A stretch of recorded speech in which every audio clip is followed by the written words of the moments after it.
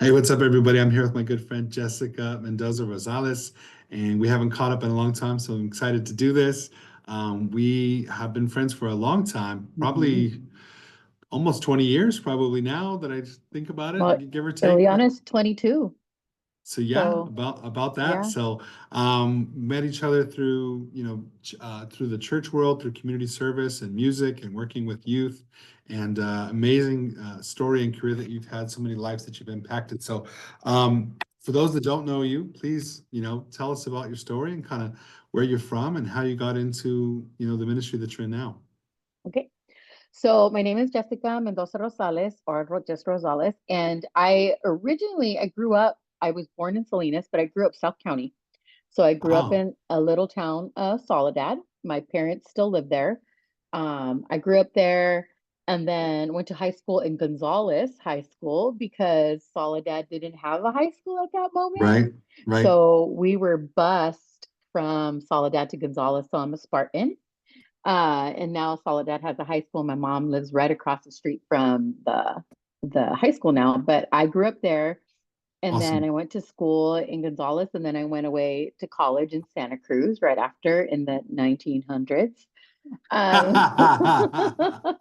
and went away to college, and I kind of felt the Lord. I've always walked with the Lord, and my mom is the reason for that. And so Mm, following the Lord and following his call, I decided to go to college because I wasn't going to go to college. I was going to just stick around and work for my dad's company. mm, But a recruiter came knocking on my door from Bethany University, which was in Scotts Valley at the time. mhm. It's no longer there, but came I looking for almost went there us. for basketball. Yes, you would have been a Yeah, yeah, Bruin. And yeah. so they came knocking because what they were trying to do is diversify, right, the campus because it was predominantly Caucasian. Mhm. And it's an Assemblies of God school. And at that time, the AG Church had the Pacific Latin American district. And I grew up in the Spanish church, not speaking Spanish, but singing in Mm, Spanish and right. listening to preaching in Spanish. So they were probably the beginning of diversity and inclusion and belonging. We're trying to really, really diversify that place. And Brian came knocking on the door, and I went to visit the campus, and I really liked it because it's a beautiful place. And so Mhm. I Very went beautiful. away, Scotts very Valley. pretty. It's Yeah. so pretty in the mountains, the redwoods. So I went away to college. I probably lost my salvation many times, but at a Christian school, Yeah. you just sow your wild oats, and you're in 19, 18 years old, and you leave home for the first time from that whole like living right. But I really thought that I was going to be a music major because you and I did music. I sing, That's play, right. That's right. I sing, I do music. I thought I was going to be a music major, but when I was about 16, I remember being at a winter camp, and Dr. Isaac Canales was the speaker at Hume Mm. Lake, and I just remember him talking with me, telling me that I had this call to help people, to serve community, to work with the hard kind of genre of people. I had no idea what that looked like for me. Um, but I just remember being at church camp and Dr. Canales talking to me and just telling me like there's a call in your life and to help people, to do something powerful in the community. And I remember that I was 16, and then I went to college and was a music major. And then I just decided, like, I don't know if I want to be a music major. I got to read notes. I got to do all that. I just like to sing. And Yeah. so That's a lot to it. it is, you play. Yeah. And I ended up doing this work with the Advent Group Home over in San Jose, California. We had to go over the hill every Thursday to work with this Advent group home, and it was a Christian group home, but the girls in the group home were rough, tough, and dangerous. I call them RTDs. And I met this girl named Eve, and I'm 18 years old, probably 19 at the time. Meet this girl who's 14, and me and this other girl, Lori, and there was a group of girls, the Bethany girls, that would go over the hill. Just I kind of think about Young Life the way we do Young Life now. We were really doing contact work with kids and getting to know the girls and earn the right to be heard with them so that we can speak into their life. And Eve, this gal I met, she was 14 years old, a gang member, a drug user, and was on probation and in this group home because she was something else. And I just fell in love with working with kids in that way. And so we did the ministry. I did that for 4 years while I was at school and over the hill all the time, working even 2 or 3 days, like they would need us. We would just go hang out with the girls. We would cook with them. And I just really felt like, okay, this is my calling. Like I want to work with gang members. Like Mm, I really want to do this. Like I want to work with gang members. I want to work with hard kids. I want to work with that group of people that maybe society deemed as um just not, there's no hope for them, right? And so right. I left Bethany in the 1900s again. This was 95, 1995. You're probably a baby, Jordan. I Um, was in fifth grade, yeah. fifth grade, maybe. Also in the Um, 1900s, though. in the 1900s. And I graduated and the Advent group home offered me a job. Like they wanted me to come work, but I didn't want to work in the group home that they were going to place me because it was in a different place. And I really didn't want to be the in-house counselor at a group home that was mixed. It was boy and girl. And I was like, no, Mm, because there was a boy counselor and a woman's counselor. And I didn't really feel called there. And then I came back home to Soledad, stayed with my mom, and I started working in the community here in Salinas. This is 1995. Oh man, I've been here forever. Um, and so I commuted and I that's worked. 30 years. So That's a that's 30 long years now. time. So I Wow. started my little nonprofit career at an organization called Friends Outside, and I worked Mm, with Prisoner Mother Infant Program. And the Prisoner Mother Infant wow. Program worked with women who were incarcerated but serving time in a group home with their baby. And Oh, so wow. these were women, CDC, prisoners, but they had a program, Friends Outside, a women's home and a men's home. And I worked at the women's home. And Anne hired me, and I started working there. And I was doing my KDAC licensing for addiction studies. So I'm KDAC certified to work like with drug and alcohol. I had did a 5th year certification in that area of addiction and recovery and stuff like that. So I did my time there and I worked there. And then Brian Contreras had a job opening at Second Chance Youth Program.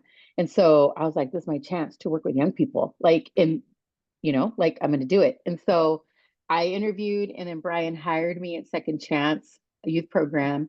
And I think that was like my most favorite next to Young Life. These are the only two jobs I probably really had working in the community with gang members. And there were I just remember those times, and that was a really hard time in the city of Salinas where the gang Yeah. life was really, really wild. I Yeah. think in one I was talking year, about that with Armando Soria the other day, and he uh-huh, was talking about growing up on the north side in the early 90s, and it's true. We were both agreeing that a lot of the reputation that Salinas got was from that era. uh-huh, from 92, 93, 94, 95 into like 1999. But the turn of into the 2000s kind of changed a little bit Mm, in the community, a lot of awareness, a lot of things. And I started working with kids that were incarcerated. And so Second Chance worked with the school districts and probation department. So I had caseloads that were on probation. And then I was on site at Salinas High School. And we were doing the GVRP program, which was the Gang Violence Reduction Project. And I worked with the administrators, Mr. Macias and Nina Russo, who were there. And we worked together to kind of like build this we did a lot of conflict resolutions with, at that time at Salinas High School, racial tension, as well as North and South of Latino gangs. And we did a lot of programming for there. And my site school was Salinas High School. And then I worked with kids that were suspended because at that time, the school district, if you got expelled, had to go through a 12-week program with behavior mm. modification for gang prevention. So they came with us. Then you had your probation caseloads, and the whole goal was for the recidivism rate for them not to reoffend to come down. And so I did that. And then I just found I talked to a lot of parents, like doing gang prevention seminars for parents in Spanish. I just So, spoke with something crazy, something you said earlier really stood out to me, that you earned the right right, to be to heard. speak into their life. And you do that through relationship. And I think if anybody who knows you loves you and knows that you have a big heart for the people that you work with, and you can get away with saying things that maybe someone else couldn't, or in a way that someone else Absolutely. couldn't, because you took the time to build a relationship and get to know them. Hmm. So you can, like a parent, you have a different voice in their life, and have the freedom, and because you care and you've been there over time, you have gained that relationship where they trust you and they respect your opinion. Whereas a lot of times, unfortunately, teachers, they're so busy just Yeah. managing 30 students, they don't have the time to build that relationship. And then as a coach, I was a coach for years. As a coach, you have a little bit more authority, and you have a Hmm. whistle, and you have it kind of more militaristic, and you have a little bit more control. Like, Hmm. hey, if you're out of line, you don't get to play, and so there. Whereas teachers or even volunteers and nonprofits, they're kind of like thrown to the wolves. It's like, oh man, so you have to build that relationship so that For they'll sure. respect you. And I think that that's for anybody, right? Whether Yeah, you're working with young people, college age, or even adults, you can't just go into someone's life and expect them to listen to you without building relationship. Even in the church world, right? We want people to come to church, and we want people to meet Christ, and in the church world, yet we don't have relationship with them. And so therefore we can't speak into their life nor help them process or yeah. disciple them. But I with heard a really young, good yeah. Yeah, I heard a really good message along those lines once in the 1900s about, it said, in the church we have it backwards. We say that you have to behave um, in order to belong, but it's once you belong that you end up behaving, right? And so kind of Mhm. having that, I'm kind of butchering it, but basically, people knowing that they're safe and they're loved, Mhm. like regardless, it just opens up the freedom to that behavior modification can happen organically, Mhm. as opposed to just like not even allowing people in those spaces or giving them the time of day because they might look a certain way or act a certain way up front. So, but it's not easy work. So kudos to you for No. doing it for all these years. And I think too, like when I did that work, that the nonprofit gang prevention work, it really gave me um the opportunity to speak into the lives of the young people that we were working with, in a manner that, number one, there was an adult in their life that didn't look at their lives and feel pity for them or feel like, oh, you're just going to end up in two places, either prison or dead, right? But that the people that worked with me at that time, we had hope for them. Like, even though one year I went to 16 funerals, 10 of my caseloads got shot and killed, like I just remember still going, there's still hope, because if we can just reach one life, that can be changed. And our whole purpose is to keep them alive and free, right? And teaching them to reprogram their mind from the street mentality of, I went to this training one time and I'll never forget it. And it was like the code of the streets, how they had that code, like snitches get stitches, or you see something, oh, Jordan did something, and we don't tell on them because then you're ratting your friend out, right? And Right, it's right. kind of reprogramming them to see it's not about hiding or ratting, but it's more like being a truth teller. And so if you could tell the truth, and I feel Yeah. like that time of my life, I was really blessed to do what I did. And there are many, I just told the story to my middle school kids about surrendering when I had a bunch of kids in my car that were gang members, and I got pulled over by the cops, and I had to put my hands up and surrender because they wanted the guys that were in the car. But I put myself in a lot of predicaments that I probably just never been in, like Right, all right. the all the little Just, drive-bys, or you're trying to yeah. save kids, right? For the Caught in the sake of middle of it. saving Yeah. kids, you're caught in the middle of it. What I know now, 20 tell 22-year-old Jessica, probably don't do that. But I'm just grateful because some of those kids that are now adults, they're still in my life, and Yeah. they're 40 years Well, old. they know that you care. Yes. Um, it's tough, it's not, the work isn't for everyone, and you have to use discernment, right? And you have to use judgment, Mm-hmm. but when you really do care, I think it comes across. And so one of the things I've noticed over the years working in this community and similar work as you is that sometimes when we have the gang conversation, it's really a dog whistle for racism, right? And so a lot of the Oh yeah. people that are coming against a certain demographic, are we saying that the behavior is okay? No, it's absolutely not. Never is crime or violence justified, right? But a lot of the issues that led to those things, the violence and the gang activity is just a symptom of a deeper problem. We know that, Yeah. right? And the deeper Yeah. problem usually is economic, right? So Yep. it's a very nuanced, deep conversation. But when you have generations of poor conditions and the people that survive in that, so I, instead of just always talking against the gang mentality or the gang lifestyle, I tried to find the good within it, right? Yes. So leadership, loyalty, community, passion, right? And so I think if you earn that trust, like you said, and you genuinely care, and then you realize that not all aspects, the reason why they're attracted to that lifestyle is not just for the violence and the drugs and the sex and the whatever else. A lot of it is because they don't have a family at home, and Yeah. they found a family, not a healthy one, but the reason why they initially were attracted is because they want status, they want family, they want pride, they want loyalty, they want something to belong to. And if for whatever reason their family doesn't serve that purpose, or their church doesn't serve that purpose, or their school doesn't serve that purpose, they find it there, right? Hmm. And so in an unhealthy environment, but the reasons maybe they were first attracted to it were understandable and normal and healthy, but it just got skewed, you know? Hmm. I think it's the sense of belonging, right? Like Right. the sense of belonging. And I think if you think of young people now, so I would have never done Young Life had I not done Second Chance, because that's where I met Young Life. Billy Coleman was doing what we call contact work. Man, Going, shout out to Billy. Billy Coleman was doing contact work at my school at Salinas High School, and contact work in Young Life is going where kids are.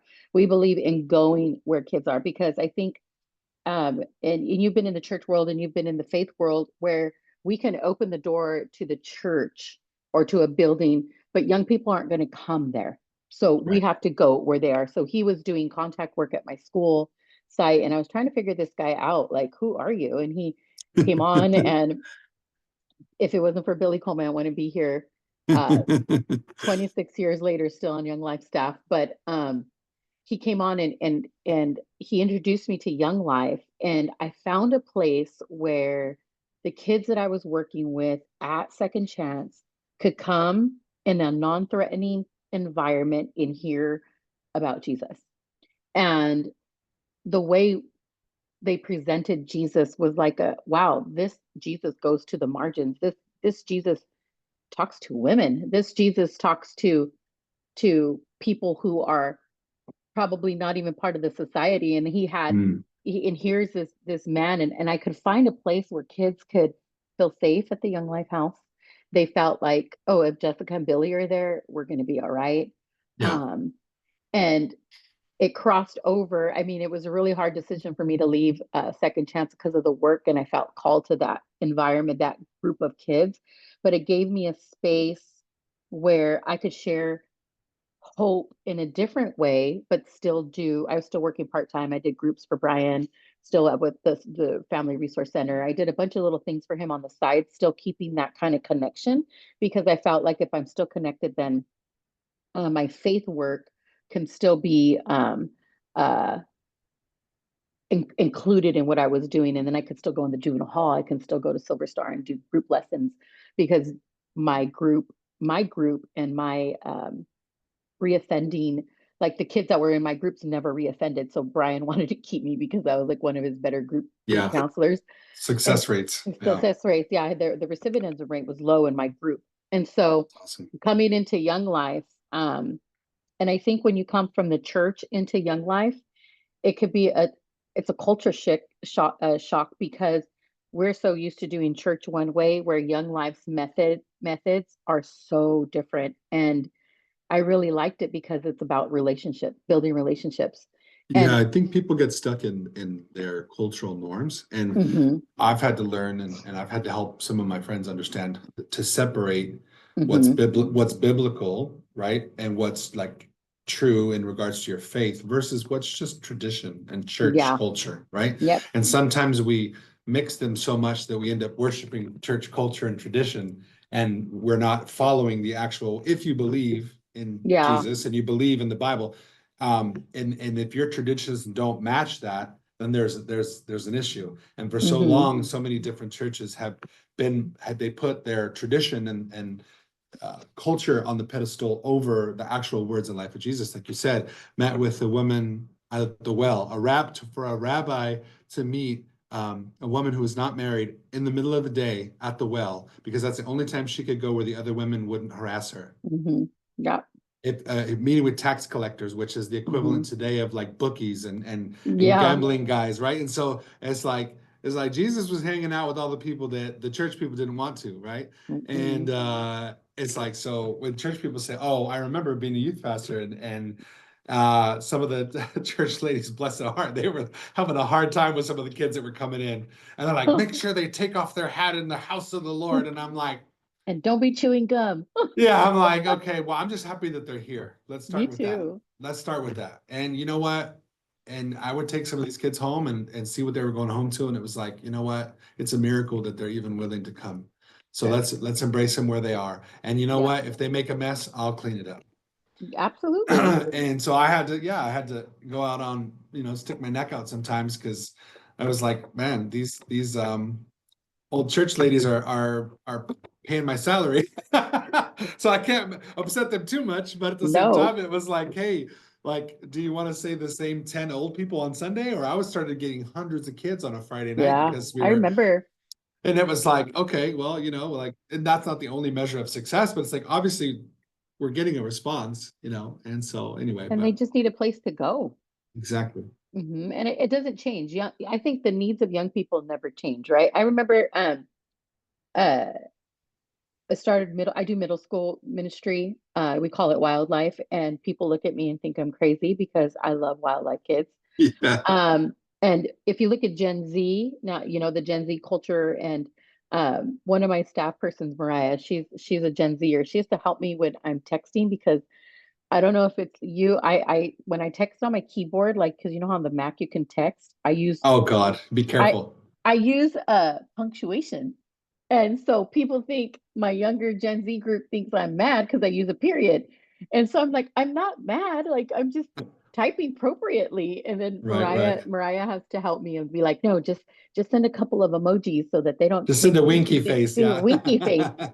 But I think if you think of kids these days, um, they still have the same needs that you and I had when we were teenagers. Totally, totally. They still have they just come in a different Well, they're just the different. challenge, I mean, on one hand, yes, things are the same, right? There's nothing new under the Hmm. sun. On the other hand, I didn't, us in the 1900s, we had the internet, but not really. We had Yep. cell phones, but not really, right? It wasn't No. really part of our life like it is now. And so the introduction of smartphones and social media has changed the world. Hmm. And for parents and teachers and youth leaders, I mean, it's just an exponential challenge of attention span, of privacy, of bullying, I mean, already young ladies have historically dealt with self-image issues in our culture, unfortunately, but then it just went 100x Yep. with the, Instagram and TikTok and all this. And so it's like, on one hand, these are great tools. Obviously, we're going to be posting this conversation to those places. They can be a great tool for community and for getting positive messages out there, but it can also be very dangerous and destructive in the wrong hands at Hmm. the wrong age. And but Oh it's like, gosh, yeah. man, And it's just they have so much access to stuff. And yeah. this generation, the Gen Z and the Alpha generation, their first language is technology. And so we didn't have that. Like you said, we had pagers, we had payphones. I just told the kids, I wish you guys had payphones because one of the girls' phones broke and she couldn't call anybody. I said, I really wish you had a payphone because then you could call somebody. And she's like, yeah, but I don't know anybody's phone number. Well, there's two things, Liz. If we have a zombie apocalypse, which it seems like who knows what's gonna, I mean, the world, Jesus has been coming back my whole life, so we'll see what Yes, happens. But I know. if the world really does, if we really do have a zombie apocalypse, I'm gonna outlast all the young ones because I know how to use a rotary phone and Yep, I know how to drive stick shift. me too. So that's gonna eliminate like half the people right And we there. know how to read maps. Yes, You gotta know how to read a we map. know how to read paper books You and know to read maps paper books, and and use we a know compass. and we know how to read. Well, we're in this interesting bridge. The younger Gen X and the Mhm. older millennials are in this interesting bridge where we grew Yeah. up in a different era. So we still have some of the mentality and the manners of the older generations. And then but we grew up with technology. So it wasn't Hmm. like it didn't dominate our lives, but we adopted it as we got older, right? So Uh-huh. we had home computers in the 90s and a terrible internet, but we got some You social got media in the mail. early 2000s. Yeah, exactly. And it was crazy because just as I was leaving ministry is when all this new wave of smartphones and social media came out. It's like, oh man, I can't imagine trying to be a teacher or a youth leader with all this going on. Hard enough You as know it what I is. told one of my staff? I said when I went to college in 1991, I took a typewriter, a typewriter, and it was a good typewriter because my mom bought me the one that you could push And you backspace had a and it had Walkman the with a cassette I playing had a Walkman, and right? I had a CD player cassette, Ah, okay, okay, as okay. portable CD. Yeah, But my yeah. typewriter had the whiteout, so when you press whiteout, there wasn't no Google Docs to fix it. It was you Yeah. typed No, all yeah. your papers and the I heard somebody margin. say, I heard somebody say, yeah, oh, look, you 3D printed a save icon. I'm like, you mean a floppy disk? A save icon, a floppy disk. Oh yeah. So, Oh, and oh, I'm sure that our parents have funny stories about us too, and the things that we don't the know or 8-track. My do. dad had Yeah, an yeah. 8-track player. hmm Oh my I gosh. had a teacher that had a record player in his car because I was like, what did you do if you like obviously the radio has been around for 100 years, Yeah. but what did you do if you wanted to like listen to not the radio, but like one of the albums that you owned? Because I actually strapped the record player into my car. I was like, oh wow, that's cool. Now So gosh, we could we go can on and on forever. about, the work that you do. I mean, you've impacted so many lives at this point, and people that you impacted and then they've impacted. It's that like, exponential effect. But you've also seen a lot of the changing landscape, both in the church and in the Yeah. local government and nonprofit world. So what are just kind of have you seen the evolution just in the last, I don't know, 10, 15, 20 years, just locally within the church or within like the city, and the schools? I mean, I know you touch all of them in different Hmm. ways. I feel like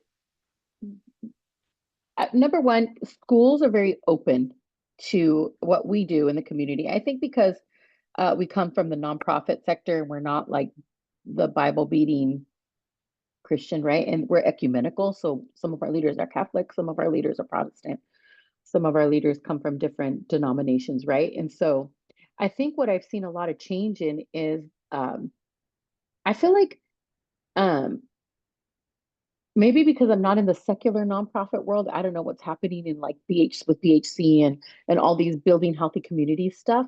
But I do feel like a sense of like um, people helping one another in the community, like with nonprofits, where um, it used to be such a big competition who gets the grants, who gets all this money, but I feel like there's so much resources now that a lot of Yeah. nonprofits are getting resources and able to work together, even with some of the foundations that we're able to apply to now because we are religious. That sometimes it used to be no.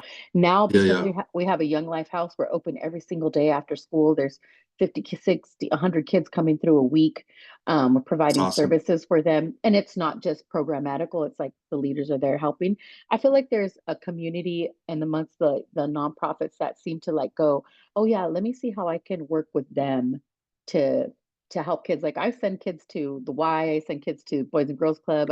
I have some students who need some resources. So I kind of write referrals to the wellness centers at the school. Hey, I have a kid who really needs some services. So I feel like that world is connected. The city government, I don't know. Jeff Taylor was one of my heroes and one of my mentors, and he always wanted me to run for mayor. He told me one day, my daughter will be your campaign manager." And I looked at him and I said, "I never want to be the mayor of Salinas. Like that is not my calling in You life. would do a great job. I You would would do never want to do that. I've I done would love I've worked with his daughter too. She's incredible. Morgan is amazing. I love her. But I don't ever want to be that. But in the city government, I just feel like they need to listen to the people. Mm, And and I don't say that in a disrespectful way. yeah. I feel like they need to listen to the voice of the people and be proactive in what needs to happen so that we have a safe environment, a safe community. The violence, I'm grateful that the gang violence is low. Something's been happening.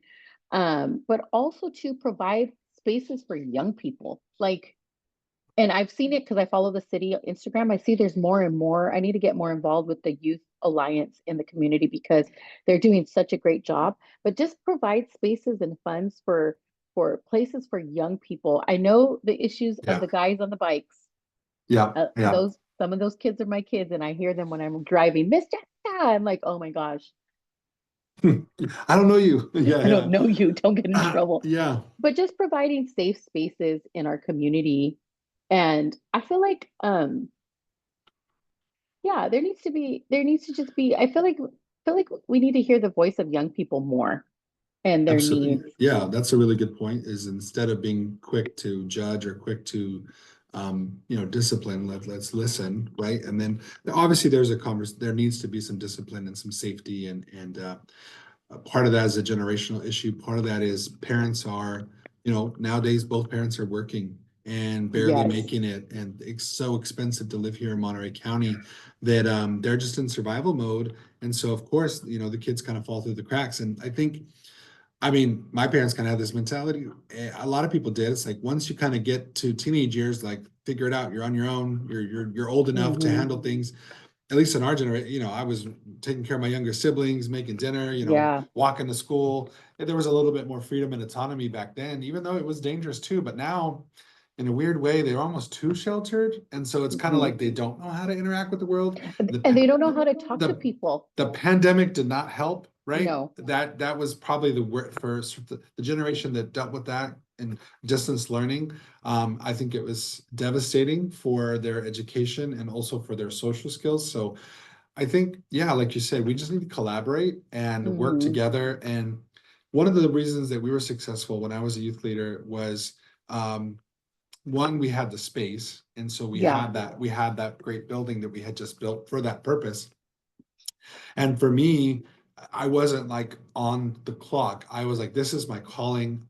I don't care how Hmm. long it takes. I mean, I wasn't even tracking my hours. That was just like, this is what I do. So if someone knocked on my door late at night, I was there. Yeah. I was there to help, whatever the case may be. And just having that sense of community within those organizations, like you said, in my opinion, there's some great local nonprofits. I also think there's too many. There's so I many. think if we could take the nonprofits and the government agencies and consolidate and said, okay, Oh yeah. let's really evaluate what's working and what's not, and so that we can really, I don't know, a lot of people are competing over the same funds, Hmm. competing over the same audience, and there is, believe it or not, on one hand, it feels like there's nothing to do. On the other hand, there are a lot of buildings that could be used for different Yes. programming.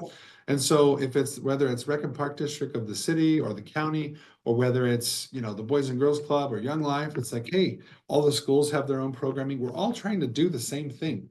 And I know we've been on different boards and different groups, and it's like, I'm sick and tired of sitting in these presentations where these high-priced consultants do a PowerPoint about, we did a study and this is what we found, and like, we already know what our problems are.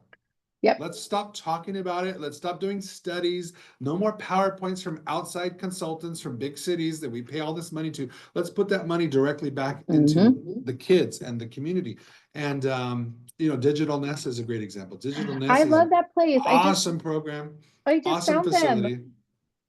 That's what I mean. How do you, being you, not just find out about Digital Nest? I was driving to the office and I called them. What do you do? Tell me exactly what you That's do. but what I'm saying is it's a Yeah. perfect synergy between what you guys do and what they do. But I those are the conversations I'm interested in hmm having. These I also conversations think, about like, when are you going to fix my roads, and oh oh, yeah. these people are bought by big ag and these people are, it's like, that gets us nowhere.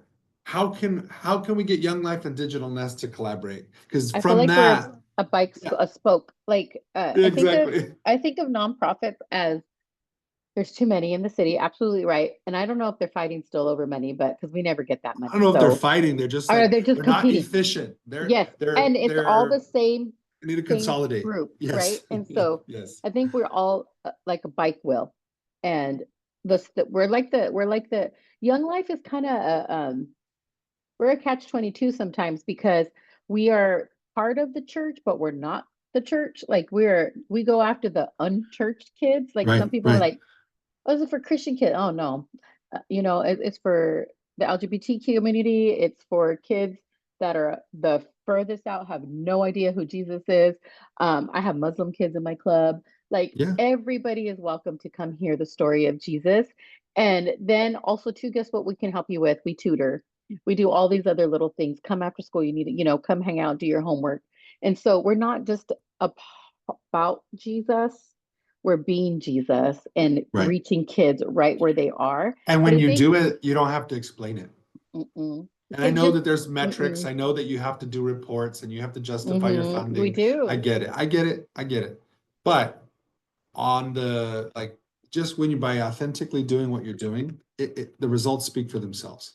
Yeah. And if people are going to hound you about the metrics and quantifying all of it, it's like, that's not Mm-mm. what this is about. You can't Mm-mm. quantify or put metrics towards changed hearts or changed lives. I mean, yeah, you Mm-mm. could say, oh, well, our, crime has gone down and whatever, whatever, but like, it's relationships. And I know Yeah. I've watched it, the people that you've had in your life for all these years, and you have changed generations because now, they had kids and their Yes. kids are different now. They're on a And different they're in my path. clubs. I'm like, who is your mom? And they tell me, and I'm like, oh my gosh, I'm really getting old. Have you had that already? Have you Oh had yeah. a, I have you've had a kid of one of your oh, students? several.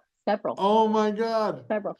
Right How now was in my that? middle school group, my seventh graders, um, a lot of specifically one I'm thinking of, Vicky, her daughter is Isabella, and she's in our ministry in our group. But I'm That's just awesome. thinking of all the kids who say, "Hey, do you know my auntie came to Young Life and you were her leader?" What in the world? I'm only 40. What are you talking about? Well, did it trip out? I'm 40 now. I know. That's crazy. I mean, but it's generational, and I just think we have to. I'm glad we're doing this, but I need to figure out, and I've been praying about how I'm going to be more involved in city politics. I don't want to be on city council. I just want to be Yeah, an advocate. Like I want to be an advocate for people, for the young people, for their families, for low income families, for all these little things. I just feel my husband and I have been very blessed yeah, the last uh, 11, 12 years being together and married. And we just been really blessed. So we just really want to help people. And I really have this heart for parents, like yeah, trying to figure out a way to help parents navigate, like you said, because both parents have to work now to afford to yeah. live here. And they have Right, all these young people who have so much time in their hands. And some of those kids aren't going to play sports, right? right. Some of those kids are not going to want to do stuff. They're going to want to be in the, we call it the streets, you know? But how can I help you so that your student is is going to be successful as well as stay out of trouble? Yeah. That's what I Well, want to help parents. I think giving them something to belong to and giving Hmm. them a sense of purpose and treating them like adults, not like Hmm. children, although sometimes like children, and, you know, working collaboratively. And I think when it comes to the city or other organizations, I mean, I do feel for local leadership because every couple of weeks they got to listen to people just complain about things that they can and can't control. And sometimes they're not very polite or respectful. Yeah. And a lot of times people are venting their frustration at the city when really their issues with the county or their issues with the state or their issues with the federal government. It's like we cannot control at the city of Salinas what happens in Washington, D.C., right? That's a No, whole different conversation. that's a whole different. So, but because this is their only outlet, people just like, and so I think what you've done and what I try to do is to say, okay, I understand the challenges that we're facing, and I understand that everyone's trying their best, but what can we do with what we have? We can sit here and blame everyone else and complain about we don't get anything good here in Salinas, or I'm from Castroville, I hear it all the time. Oh, Carmel gets everything, Castroville gets nothing. Like, okay, maybe there's some truth to that, but Hmm. at what point are we going to stop using that as a crutch? At what point are we going to stop being the victim, and are we going to do something about it? And so while we work to change those things that are wrong at the highest levels and historically that have led to all this, what do we have? And if all we have is each other, then shoot, that's enough. If all we Yeah. have is each other's back, and that's where that positive gang mentality comes back, well, fine, then take some pride in your neighborhood. If you see some shit going down, doesn't mean you have to be a Yep. snitch. It just means do something about it. Like, talk to the community, organize, like dads patrol the neighborhood, let people know. Yeah. A lot of this, the situation that's happening on Kern Street, and everyone's all upset Yeah. about it and everyone feels helpless. And it's like, well, the issue is not necessarily with the sex workers. The issue is with the customers. Yes, I agree. If there was no customers, there'd be no workers. There you go. So that's a whole other, and it's like, It's where are the all the things dads? Where where are the it's, yep. dads just staying, instead of calling the cops or instead of causing a scene, get out there, show love, show support, provide certain, resource. Well, I don't know. It's a very complicated, difficult thing. I don't have all the answers. I'm just saying, like, what we're doing is not working, so maybe we should try something different. Absolutely. If and it's not working, we got to do something different. And it might be unconventional, right? It might not be what you want it to be, Yeah. but it has to be something. Because Side in note, order for, yeah. and it reminds me that right down the street, what is the latest with First Assembly there in Salinas? Because that is First one of many Assembly. properties right there by the highway. Oh, that big place. Yeah, So there's, listen, yes. there's a lot of properties, and this is kind of a secret that not everybody knows. There's a lot of churches, even just locally, not to mention nationwide, a lot of churches that are sitting there empty. And they have Yes. properties and facilities, and they have congregations that are aging, and congregations of maybe 10, 20 people that are in their 80s or 90s that have been faithful all these years, and God bless those grandmas for praying for us. But they're sitting there in these huge buildings, not being used maybe for 2 hours on a Sunday. And it's like, what are we doing? We got people on There's the a street. We got people that are hungry. We got youth that like have nowhere to They need a go. place to go. Yeah, I It's agree. like, There's a what are we place on doing? Alvin Street. Is it the Church of Christ? Next to you know where do you know Alvin has where like 10 churches. okay, it does. But across the street from the parking lot of North Salinas High School, where they're building their brand new building, right? Uh-huh. Across the street on Alvin, there's Okay. a huge, huge property. And every time I drive by it, I go, never see anybody there. Huge parking lot, huge facility, and it's the Church of Christ. I have no idea what denomination they are, but it's empty every single day. I don't even think there's probably I think there's like 4 cars on a Sunday. And sort of that facility, I was like, man, that could be like a little youth center there. Like Young Life could use it, like be a building, like maybe we could turn it into housing because I'm thinking of my staff, right? My This is staff. a controversial take, but what I would love to do is be very controversial because I respect everyone's right to have their own church and have their own nonprofit. But what I would love to do, and not to copy what's happening in Washington with Elon Musk or anything, but I would love to come in and say, let's have the Department of Local Church and Nonprofit Efficiency, because I bet you some of these budgets aren't being spent appropriately. And I bet you some of these buildings aren't being used to their full capacity. And I mean, I'm not trying to be an asshole. I'm just saying, like, I bet you we could do a lot better with what we have without even getting any more, Absolutely, not a dollar more in absolutely. funding, just using what we already have better. I think we could do better. Oh man. And housing is a big deal. Like I have staff who they can afford to pay rent. Like, Yeah. and I need to figure out, I'm trying to figure out a way to find donors or people who can like give me a house and like DJ live there with some of the other staff, or not just Young Life staff, but people like maybe in ministry or somebody who's doing something in the community, nonprofit work, and they live in this house or a building and turn it like that church, turn it into All housing. right. Well, I gotta let you go. We could go on and on We could because go forever. we are good friends and we have a lot of great stories in common. And I appreciate the work that you've done, the example Thank that you've you. been as a mom, as a wife, as a leader in the community, who is from here, who had opportunities to leave, but who stayed. And your life has been just so impactful. And I'm excited to see what you continue to do, the legacy Thank that you. you've left. Even though you're so young, you still have Very young. all this time ahead of you to get things done. And I I think know I have that 40 more years, 40 more whenever years. whenever you decide to hang it up, I think you're going to be blown away by the legacy that you built. I know you're still in the middle of it all, which is Yeah, amazing. Kind of like LeBron, like he doesn't have to keep going. He's breaking all the records. Here I you are. know. You don't have anything left to prove. You've already broken all the records, but I you're just still need doing the to, I work. need to do something different though. Like, so you let me know what you need and I'll see Well, if that's something. I think it's going to evolve, and I think there's a lot of Mhm. people in that boat that are like, you know what? I just kind of got in this comfortable spot, and like I love it, but I'm like I'm kind of want something Mhm. different, but I'm afraid to make a change. There's a lot of people in that boat, so I think maybe that whole movement of like, hey, let's really do an inventory, because for the longest time people complained, oh, so and so it's corrupt, and so doesn't want us to have it, and but you know what's on? To be honest, a lot of those people have moved away, have retired, or have just straight up died. And so you'd be Mhm. surprised there's a path clearing of opportunity, whether it's positions to run for office, whether it's businesses, whether it's nonprofits, school districts. There's openings for Yeah. the people, and it's awesome that we know that there's people that God has placed in and not in a religious context, but just that Yeah. we believe that by, for a cosmic reason, people have been placed in the strategically, and when those people that are of the same mind and of the same heart start to link up and work together, regardless of what their title is, regardless of what their faith is, they just want to see what's better for the community.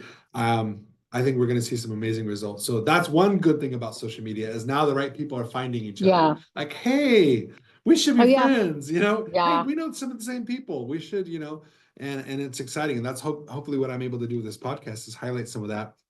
So thank you so much for joining. Thank you. Where can people find you? Where can people You find can you? find me at Young Life. At the Young Life House is 325 Lang Street, cross street from Washington Middle School. Washington Middle School, yeah. We're there every day after school, hanging out, and you can find me on social media, where you post this, Jessica's 411 on my Instagram. But I wanted to tell you something before I hang up. I kind Yeah. of feel like when you said like people are going and passing, like I just think of Moses in the Bible. Moses is dead, Joshua, and so now Yeah. Joshua's in a new leadership, and so sometimes you got to Yeah. let go of Moses to have that new I promised land and that new stuff. I don't think people are ready for that mess, that But sermon right now, but but yeah, they you need can it. preach it. They need Yes. it. And needs to be a new change. And if it's a change of the guard, it's something different. It needs to be shifted because the city needs to grow in a way that is with the times. And so Moses is dead, Joshua. So you move forward. There's two ways that happens. The ideal way is through the passing of the baton, right? Yeah. Generational transfer that is planned, that is blessed. Like, there's a way to do it where you honor the older generation and the path they've laid, and then you take it up and you run with it in your own way. And then there's the other way where you just straight up fight a war and Yes. whatever's left is left. And that's happened a lot of times, unfortunately, especially in politics. People stab each other in the back and take Oh, for over, sure. and then they're next, and it's this endless cycle. Whereas I would love to see more of the legacy, The where it's like, passing of the hey, baton. my time has come. I'm ready to pass it on. Let me prepare you. And hopefully it can be a thing of honor, not a thing of disgrace. And that's my Yeah, goal. That's I my hope. agree. Yeah. I hope so too. Awesome. I Well, I hope so too. appreciate you. Thank Give my you. best to your husband and your I daughter, and I will. can't wait to hang out in person and Yes, for sure. get doing some work together. Thank you, Jordan. You have a great Take night. care. You too. Bye-bye.